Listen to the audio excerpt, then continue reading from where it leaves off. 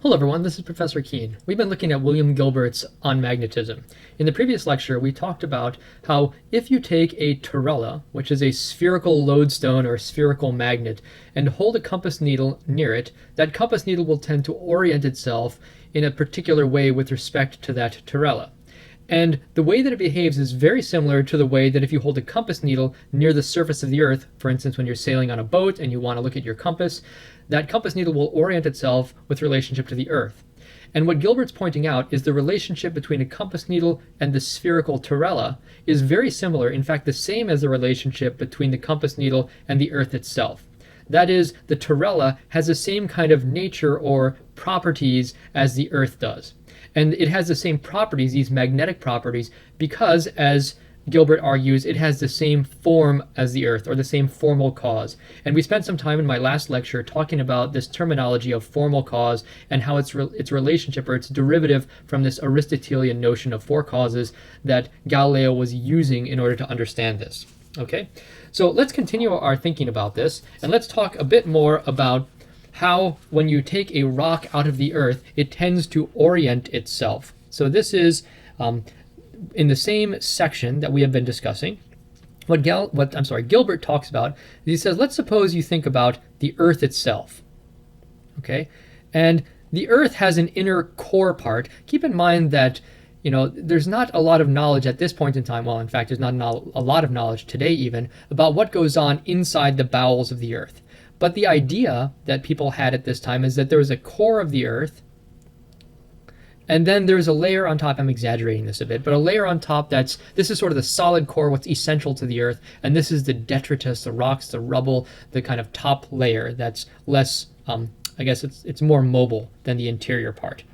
And what Gilbert does in this section is he talks about, well, if we label the North Pole of the Earth over here, I know it's on its side, but I'm keeping up with what he does. The North Pole of the Earth is here, the South Pole of the Earth is here. He calls this point G, and he calls this point H. And he says, what happens, and let me just label this once again. This is the detritus, I think that's the term he used, or the topsoil, which isn't just the thin layer of soil, but it's kind of a thick layer of the stuff on top of the Earth. And this is the core, or the central part of the Earth. Okay? And he says, what happens, the central part of the Earth is magnetized. After all, that's what it acts like a big magnet. That's why, after all, it orients compass needles. Now, if you take a chunk of this core of the Earth out, he labels this EF. So if you remove a section of the core of the Earth, and then I'll draw. So here is, again, the outside section, the inside section right here, and now we have this kind of hole right there. And then this is the atmosphere out here, by the way, the atmosphere. Maybe I'll label this stuff. Atmosphere, let's make that kind of a blue color out here. And the core part, let's make that brown. Okay, and the detritus, I'll just leave that white for now. This I'll make blue. The atmosphere of the Earth, the air surrounding the Earth, and water, and so on. Okay, I'll redraw it right here. So here's the atmosphere. And then the core of the Earth, but we've removed this section, this rock. And then if we were to take this section right here, I'll just color this part brown, and we were to hang it up here from a string. So take it out of the center of the Earth from a mine, let's say, and then hang it. What would happen to it? How would it orient itself? And he says, if you take it out of a chunk of the Earth out and suspend it, what would happen is it would twist around in such a way that what had been on the north side would then be on the south side, and what had been on the south side would be on the north side. Okay, and so that's what happens if you take out a chunk of the Earth that is within the Earth. Okay, again, here's G and here's H. And he argues that's because this part of the Earth is the north part of the core, this is the south part of the core, and that part that was inside shared those properties. So this end was a northish end of that rock, and this end was a southish end of the rock, because after all, the Earth has a north end and a south end. So when you take it out, what had been the north end is going to want to swing around and be attracted toward the south end of the Earth. And what had been the south end is going to swing around and want to be attracted toward the north end of the Earth. That's what happens. Okay? And he says that's going to be slightly different than if you were to take a section out of the Earth that was not in the core, but in this detritus or topsoil area. So if we were to take instead a section out up here in the rubbly area, and I think he calls this A and B. So this is a section of lodestone, or let's suppose there's a lodestone or magnetic piece that's up here in the topsoil area, and you were to take that out, so remove a lodestone from the detritus area. Well, what's going to happen then? I'll redraw the Earth, and you suspend that. So I'll draw a hole right here. Maybe I should make this, I don't know, maybe I'll make this colored pink or something. Might as well continue to color code this.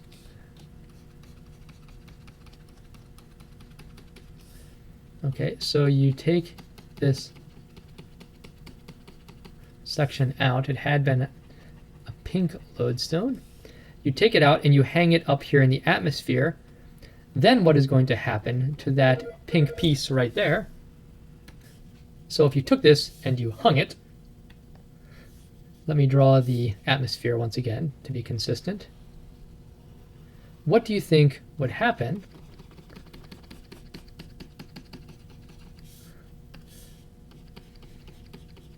Well, what Gilbert argues is that it doesn't rotate.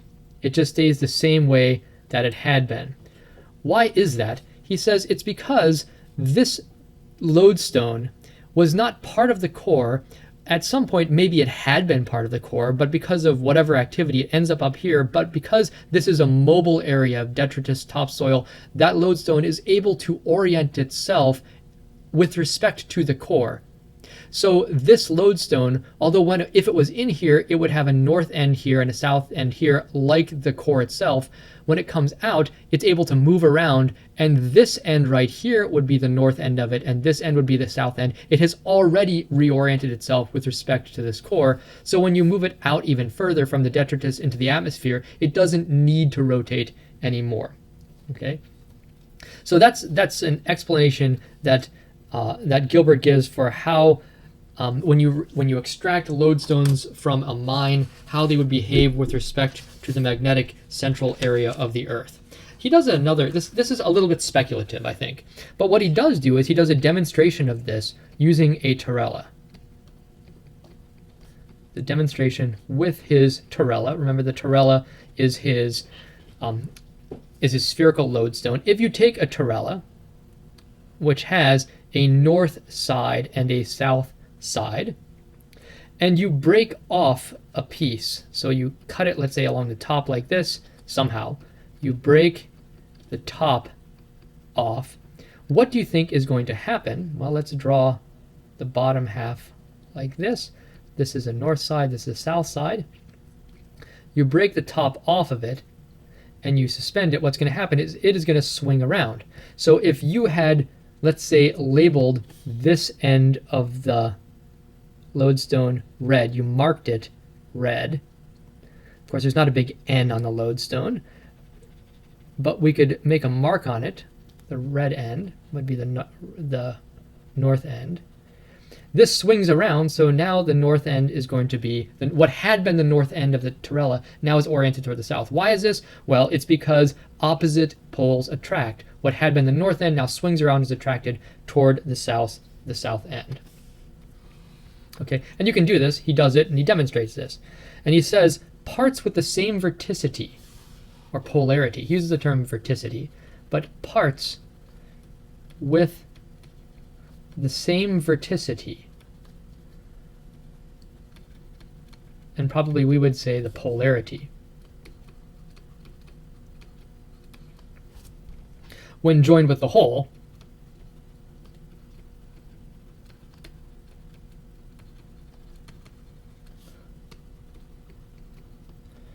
on being separated,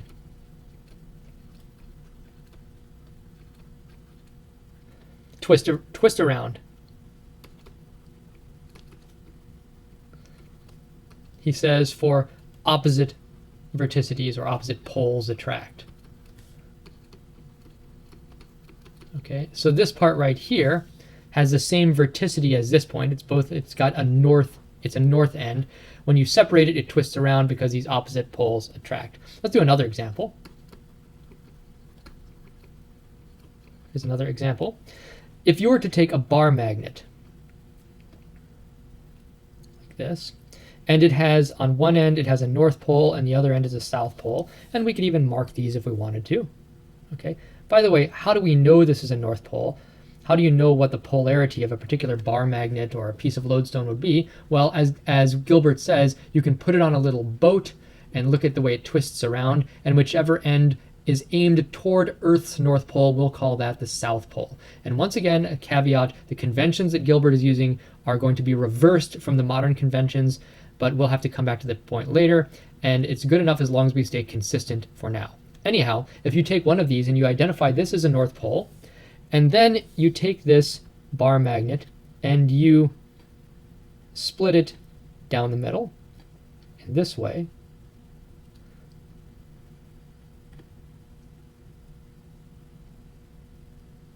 and you suspend one, what's going to happen is this one is going to twist around, and again, I'll mark them. So the north pole is red, like this. When you do that, this one swings around so that the north pole is attracted toward the south pole, like this. Okay, so that's another example.